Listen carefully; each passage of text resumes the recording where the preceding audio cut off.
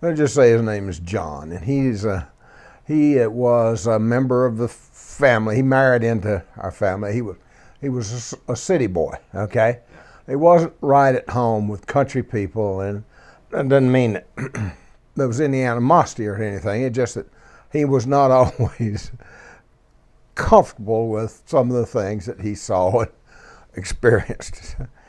I don't know why we were there. Maybe it was a time when Exa and I took you and Susanna down to see Aunt Mamie and Aunt Rose or somewhere. But anyhow, John was there. After a meal or something, he and I retired to the parlor and Papa's old house, his old two-story country home place. The parlor was almost never used. It was usually, they gathered in the kitchen and what they call the dining room and so on. And the parlor was just never much used. But for some reason, he and I had gone there, and we were talking. I had my back to the wall, and he was sitting facing me about the space between, or maybe a little further, the space between us here, maybe 10 feet apart. He was sitting on a settee of some kind, I recall, and I was sitting in a chair not unlike this one. And as I say, my back was to the wall, and I have no recollection of what we were talking about. It's like the story began in my memory when all of a sudden John got this real alarmed look on his face and pointed to the wall behind me and said, "Look at that goddamn rat!" And I didn't know what to make of that. I stood up and looked, and sure enough, crawling across the top of great-granddaddy Nesmith's picture was a little mouse about that long. I mean, from his nose to his tail, he wasn't much longer than your finger. He was just slowly crawling along the top of the picture. And so I said, let's see if I can catch him. And I stood up and turned.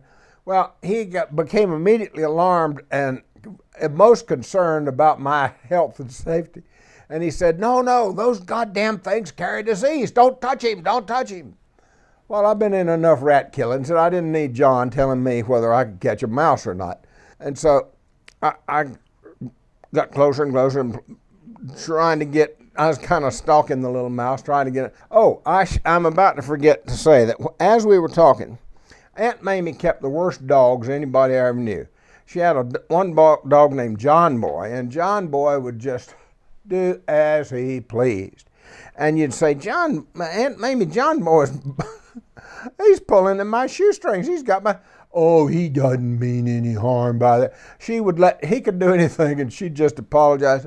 Anytime John Boy or Yella, the other dog they had, Yella was a girl dog, anytime John Boy or Yella got bored, or Aunt Mamie or Aunt Rosa decided they'd put them in the car and drive them around the neighborhood. There was nothing that you couldn't rebuke John Boy or anything with what they would stand up for it. And Yella was about as spoiled as John Boy.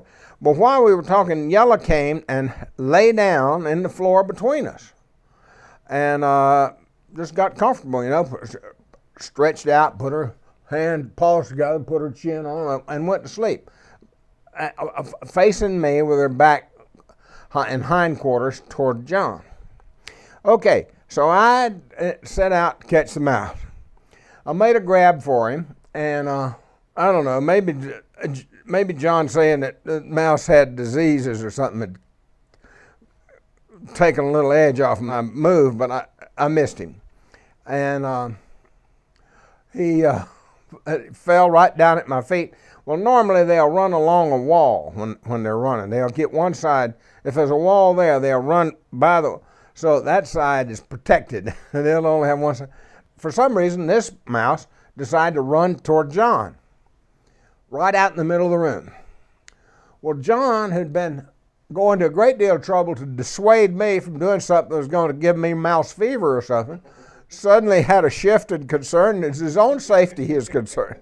And so he lifted up his feet, and I guess to maintain some balance, threw his hands out like that, and he looked like a turned over table with all four legs. He began making kind of non-verbal distress sounds. And Neither he, though, nor the poor mouse realized that Yella was lying there, and the mouse ran right by, or would have run right by Yella's head when he went over there to jerk John's leg off. But he didn't. That was not, of course, the way it happened. Yella just leaned over and opened her mouth, and the mouse ran, I should say scampered, right down Yella's throat, as near as I can tell. Well, John's concern shifted again. And he looked down, and he just, with this amazed and horrified look on his face, and finally he said, "Oh my God!" I don't know when I laughed so much. The poor mouse ran to his fate, right down Yella's throat. And John stared at the sight of this tragedy for a second or two, and put his hands on his head like that, and stood up and was crying, and just walked out of the room and said, "Oh my God! Oh my." So he was introduced to country, one aspect of country life that he hadn't known about before. I don't think it sat with him any better than the other.